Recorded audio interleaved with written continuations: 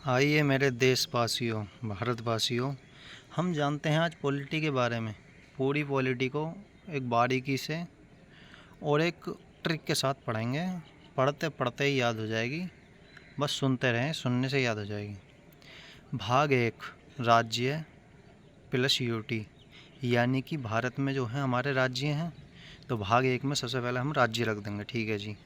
दूसरे भाग में हम रखेंगे नागरिकता, मगर जो राज्य हैं उनमें नागरिकता भी तो होनी चाहिए। जो नागरिक हैं, जो लोग रह रहे हैं, उनको नागरिकता दूसरे में दे दी, ठीक है जी। ऐसे सुनते रहें। तीसरे में मूल अधिकार, फंडामेंटल राइट। मूल अधिकार का मतलब है कि जो तुमने नागरिकता दी है, जो पहले राज्य बनाया, फिर उसमें नागरिक बसाए, फिर उन्हें मूल अधिकार भी तो दो। मूल अधिकार भी दो जिससे कि वो अपना जीवन यापन ठीक से कर सकें, ठीक है जी। मूल अधिकार देने के बाद फिर भाग आ जाता 4। भाग 4 में डीपीएसपी, राज्य के नीति निर्देशक तत्व। जो राज्य के नीति निर्देशक तत्व मतलब राज्य हमें क्या देगा। जब तुमने हमें मूल अधिकार भी दिए, मतलब हम मूल अधिकारों का क्या चार डालेंगे जब हमें राज्य कुछ ना देगा। राज्य भी क्या क्या देगा, हमारी फैसिलिटी वगैरह। तो भाग 4 में हमें राज्य से क्या क्या मिलेगा, यानी कि राज्य के नीति निर्देशक तत्व, ठीक है जी। फिर आ जाता है भाग 4 कै। 4 कै में है मौलिक कर्तव्य, यानी कि जब तुमने हमें कुछ दिया है, तुमने हमें कुछ ना कुछ सम्मान दिया है, सब चीज़ें दी हैं, तो हमारे कर्तव्य क्या बनते हैं। जो भारतीय हैं, नागरिक हैं, उनके कर्तव्य क्या बनते हैं, ये भाग 4 कै में है, ठीक है जी। फिर आ जाते हैं हम भाग 5 की तरफ। भाग 5 यानी कि संघ, यूनियन, यानी कि पूरा भारत एक संघ, पूरा भारत एक संघ जुट कर रहेगा, भाग 5 में कह दिया गया। फिर भाग 6 आ जाता है राज्य, यानी कि संघ से छोटा क्या होता है, राज्य। भाग 6 में आ जाता है। फिर भाग 7 जो है वो निरस्त कर दिया गया था, वो संपत्ति से संबंधित था, भाग 7 समाप्त कर दिया गया।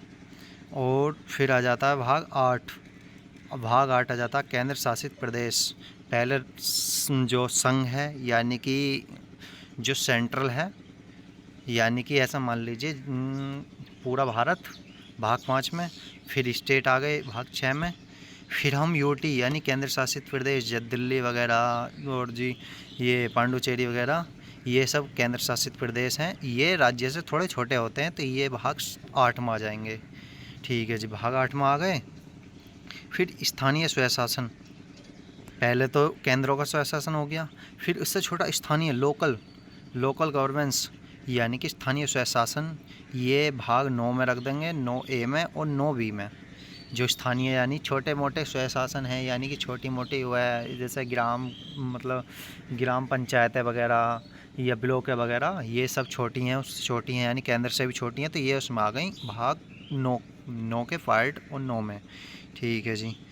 फिर SC ST को आरक्षण, ये भाग 10 में कर दिया गया है, यानी कि जब तुमने स्थानीय स्वशासन को अधिकार दिया, तो उससे छोटा पिछड़ा वर्ग को, जो मतलब शोषित वर्ग है, यानी कि SC और ST वर्ग है, इसे भी तो आरक्षण दो, ठीक है जी। आरक्षण दे दिया भाग 10 में।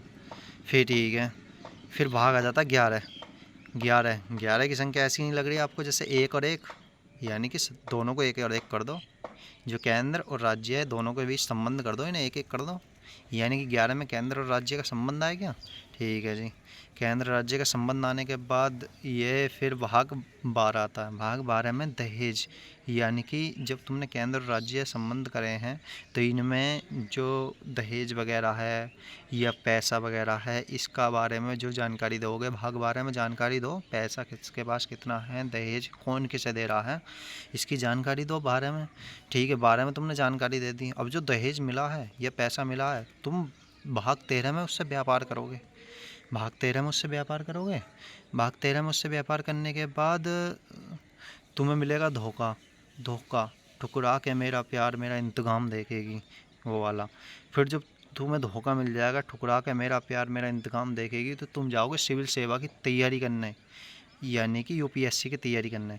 तो व्यापार करने के बाद जब तुम्हें धोखा दे जाएगी वो, अगर, ठीक है जी, धोखा दे दिया उसने, तो तुम सिविल सेवा की तैयारी करने जाओगे, UPSC की तैयारी करने जाओगे भाग उसमें 14 में। भाग 14 में तुम सिविल सर्विस की तैयारी करने चले गए, ठीक है जी, भाग 14 में, ठीक है। और जी फिर ट्रेवल भाग 14 ये आ जाता है भाग 14A में। ठीक है, अब हम लोग चुनाव लड़ेंगे। बाद में जब यूपीएससी की तैयारी करने गए, वहाँ से तैयारी ना हो पाई, जब देखा कि सिलेबस ज़्यादा हार्ड है, तो फिर तुम आ गए चुनाव लड़ने। चुनाव लड़ने आ गए तो फिर तुमने जो है भाग 15 में चुनाव लड़ा। भाग 15 में तुम चुनाव लड़ते हो। मैं कब आए चुनाव लड़ने, मतलब ट्रैवल करके, यानी कि यात्रा करके भाग 14 में, और तुम आ गए 15 में चुनाव लड़ने। ठीक है जी। भाग 15 में जब चुनाव लड़ोगे तो फिर उसके बाद तुम्हें 16 में विशेष उपबंध, यानी कि विशेष उपबंध बताने होंगे, तुम क्या क्या करोगे, क्या नहीं करोगे।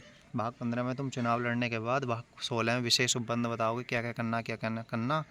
फिर भाग 16 के बाद तुम राजभाषा भी तो बताओ, राजभाषा क्या रहेगी। भाग 17 में राजभाषा कर दिया जाएगा, यानी कि तुम राजभाषा क्या दोगे देशवासियों के लिए, राजभाषा। फिर जब राजभाषा दे देंगे, जब जो लोग राजभाषा को स्वीकार नहीं करेंगे, जो तरीके से नहीं चलेंगे, फिर तुम भाग 18 के तहत आपातकाल लगाओगे, इमरजेंसी। तुम आपातकाल लगाओगे, आपातकाल लगा के सुधारोगे। जितने भी बदतमीज़ लोग होंगे उन्हें आपातकाल लगा के 18 के तहत 18 को, यानी कि 18 को आपातकाल लगा के सुधार दोगे। ठीक है जी। फिर आपातकाल लगा के बिगड़ जाएंगे। ठीक है जी, बिगड़ जाएंगे। भाग 19 में बिखरना, यानी कि इसका तो भाग 19 में बिखर जाएंगे, यानी कि अलग अलग होने के हुए प्रावधान। ठीक है जी। फिर भाग 20 में तुम संशोधन करोगे कि संविधान में देखो कोई कमी तो ना रह गई थी, जिस कारण ये आपातापी मची पड़ी है, जिस कारण ये प्रॉब्लम्स हो रही हैं, लड़ाई झगड़े हो रहे हैं। इसमें कोई संशोधन करने की ज़रूरत तो नहीं है। भाग 20 में तुम संशोधन करने की देखोगे।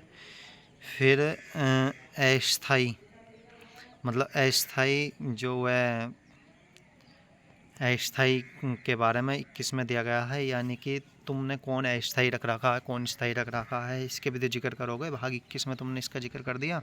ठीक है जी। फिर तुम आ जाते हो जी पूजा, पाठ पूजा। अस्थाई के बाद अब हम तो फ्री हो गए जी, अब तो हम पाठ पूजा करेंगे 22 में लास्ट। अब जब मरने के दिन है तो 22 में तो लास्ट में तो पाठ पूजा ही करोगे, 22 ख़त्म। ठीक है जी।